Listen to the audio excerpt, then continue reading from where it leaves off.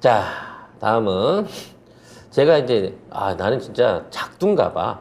정의선이 긴급 방미를 한다고 하네요. 기사 먼저 확인하겠습니다.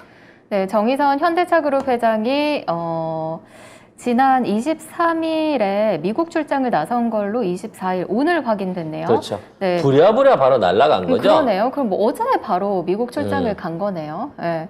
이 미국 우리 인플레이션 방송 듣나 봐, 정의선 씨가. 내가 직접 해결해야 되는데 그걸 몰랐구나. 네. 라고 바로 비행기표 사신 거죠?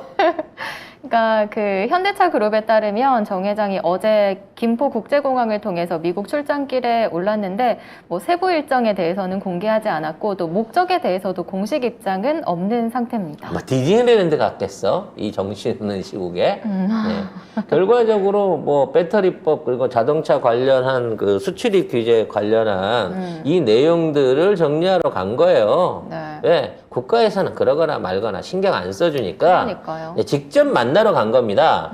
자, 문제는 여기에서 낸시 펠로시를 만날 거냐, 바이든을 만날 거냐, 이게 핵심입니다. 누굴 만날까요? 저는 낸시 펠로시 만나러 간다고 생각합니다. 네.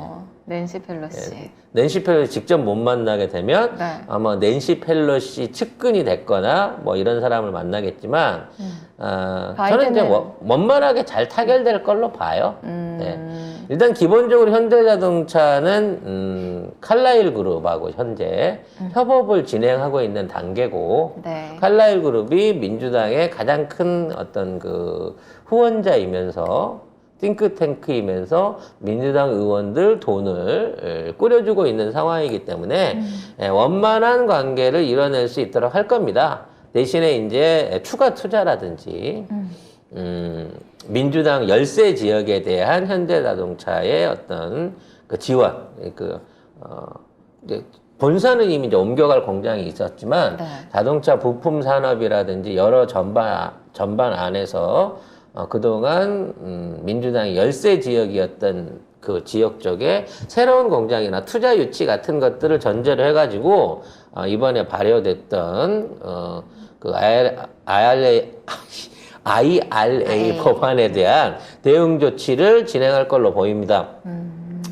제가 이제 경제에 대한 걱정을 많이 하면서 그나마 다행이라고 몇 번을 말씀드린 게 우리 애들이 워낙 무식해서 윗대가리에 있는 애들이 전부 다 공대 출신이 없기 때문에 산업에 대한 무지 때문에 결과적으로 제대로 된 서포팅을 못 할 거고 그렇게 되면 국가가 나서가지고 외교적인 세일즈를 해주는 그냥 문 대통령은 혼자서 세일즈를 하고 다녔잖아요. 네, 하지만 맞아요. 이 경한테서는 그걸 전혀 기대할 수가 없으니까 각자 도생해야 된다.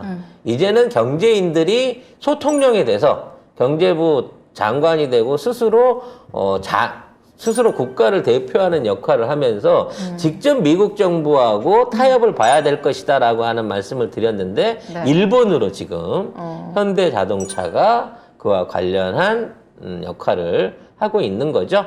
이와 관련해서 산업통상부 장관도 현대차에 힘을 밀어주는 얘기들을 좀 했습니다. 네, 이창양 산업통상자원부 장관이 한국산 차량을 전기차 보조금 지원 대상에서 제외한 미국의 IRA 인플레이션 감축법과 관련해 세계무역기구 제소 여부를 적극적으로 검토하겠다고 합니다. 뭐 이제 WTO에다가 미국을 제소해갖고 이긴 사례는 없어요? 거의 없습니다. 네. 있더라도 무슨 신발 공장 이런 수준의 거지 네. 주요 산업이나 큰 현안 안에서 WTO를 미국을 상대로 한 제소를 이겼다는 사례는 받아볼 수 없기 때문에 그냥 말뿐인 립 서비스인 거고요. 결론이 그거잖아요. 미국 공장 착공을 서두른다. 투자금을 늘리고 착공을 서두르는 조건으로 반대급부를 얻어낼 수밖에 없는 입장이라는 거죠. 그리고 이제 민주당 편하잖아요. 어차피 현대차 배제하고 다른 데다가 수혜를 준다고 하더라도 그 현대차 줄 수혜가 뭐 테슬라나 포드로 가지 않습니다. 어차피 매출 규모가 작은 영세한 벤처그룹들 이제 막 시작하고 있는 그룹들한테 이 보조금이 돌아가는 부분이거든요. 네. 현대차도 이제 시작하는 단계야. 그렇기 때문에 쉽게 협상이 타결될 수 있는 여지가 있습니다. 그래서 뭐 그런 상생 조건들을 걸어 내겠죠. 얘기했던 부품 공장의 현재 이전으로 통해 가지고 네. 고용 인력을 높여준다든지 세수 확대에 대한 뭐 기대감을 준다든지 아마 고용 확대가 가장 큰 그 이슈가 되겠습니다만 이러한 방식을 통해 가지고 잘 협업을 해낼 건데 요는 이게 왜 일어났냐는 거지. 갑작스러운 법안에 이런 변화가 왜 일어났냐. 이게 경이 혹시라도 낸시 펠로시를 저기 하는 바람에 패싱하는 바람에 그에 대한 낸시 펠로시의 사인으로 이게 나온 거라고 하면 네. 이게 처음이자 끝이 아닐 거라는 거예요. 미국과 통상을 하고 있는 우리나라 대기업들이나 여러 통상 과정들 안에서 이와 같은 일종의 불협화음들이 지속적으로 생겨날 수 있고 이걸 해결하기 위해서 국가나 통상자원부가 못 나서주고 기업들이 이제 직접 가갖고 이런 식으로 하는 경우들이 늘어나게 된다고 하면 대한민국 국격이나 외교의 위상이 얼마만큼이나 추락을 하게 되겠느냐는 얘기지. 결국은 네. 김앤장과 우리 이 총리의 역할만 훨씬 더 높아지게 됐다.